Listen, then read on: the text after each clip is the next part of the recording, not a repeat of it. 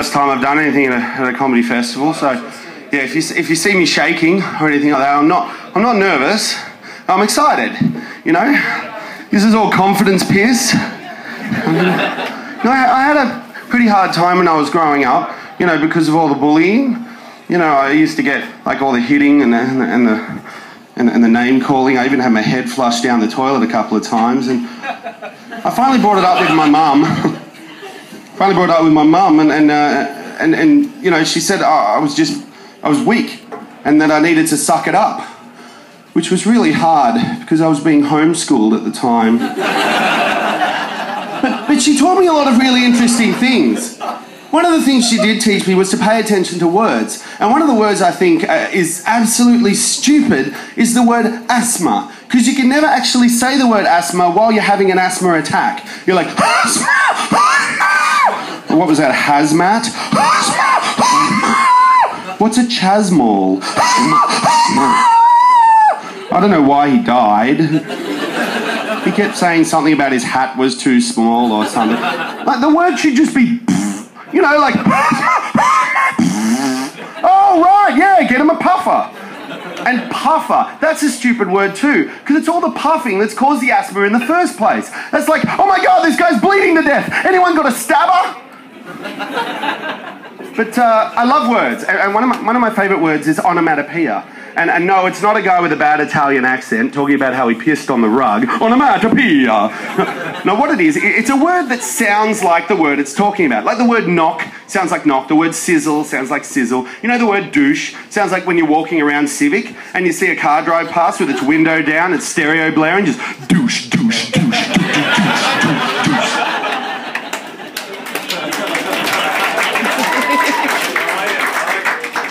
But you know, words have a lot of power, you know, and one of the words I find, no matter how tough a guy is, right, no matter how burly he is, no matter how much stubble he's got on his face, he can never get away with the word yucky.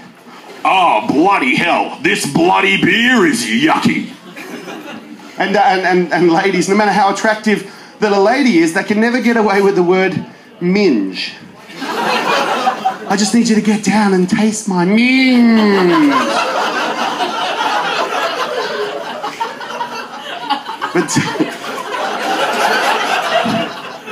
But I'm finding sex pretty hard, and one of the reasons I find it kind of difficult because all my friends keep on telling me about these new sex acts and sex positions. Like, have you heard about the Cleveland steamer and the Cincinnati bow tie and all these weird new sex acts? And I swear I just can't keep up. So I swear they're just making them up anyway. So I've just decided to make up my own. So can you just give me something from a tool shed? Hammer. A hammer, great. And where are you from, sir? Brisbane.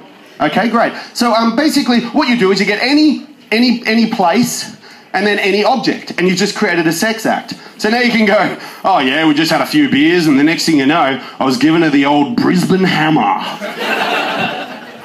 But now another thing that I find really stupid is strip clubs, okay? Because the reason I hate strip clubs is because you get a bunch of really horny people to go somewhere, see what they like, and leave dissatisfied and hornier than ever. You know, it's like, imagine if you were treated that way at a restaurant. You know, you'd walk in, there'd be bits of meat hanging around, some in cages or something. You'd hear a voice over the PA. Ladies and gentlemen, a cheeky little slice of heaven from the Darling Downs, Porterhouse. And you'd be like, yeah, that looks great. And so they bring it to you, and you sit down, and they start cooking it in front of you. Yeah, fucking cook that. Yeah. Yeah. And like, you know, and then about 2 minutes through, they're just about to pour some Diane sauce on it, you know, and then they take it away. And they charge you like $30. And so you go home, hungrier than ever. You know, you make macaroni and cheese for one. You know, because if your partner smells steak on you, there's no way you're getting anything from her kitchen. You know, call me old-fashioned, right? But I don't just want to see a steak, you know? I just want to sit down, you know, take my time, and fuck that steak. But I love porn, okay? And, yeah, I know. Really? Porn? Yeah, no, I do. And I like to think of myself as a bit of a porn aficionado, you know, a bit of a pornosaur, you know, a bit of a pervert. One of the things I've noticed, and perhaps you have, and if you haven't, I've ruined it for you, but every single woman in every porno nowadays does the exact same thing, okay? It's called the tooth suck. I call it the tooth suck. And what it is while things are happening, the woman will suck air through their teeth, like that. I'll show you. It's like this. Oh, fuck. Oh, fuck me. Oh, right there.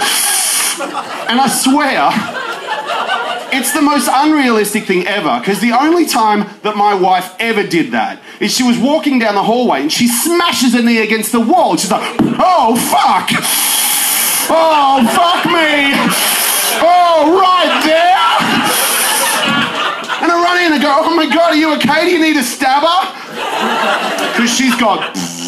I don't know. She's like, no! And the next thing you know, I was giving her the old Brisbane hammer. Anyway, thank you very much. I'm Nathan Hillman.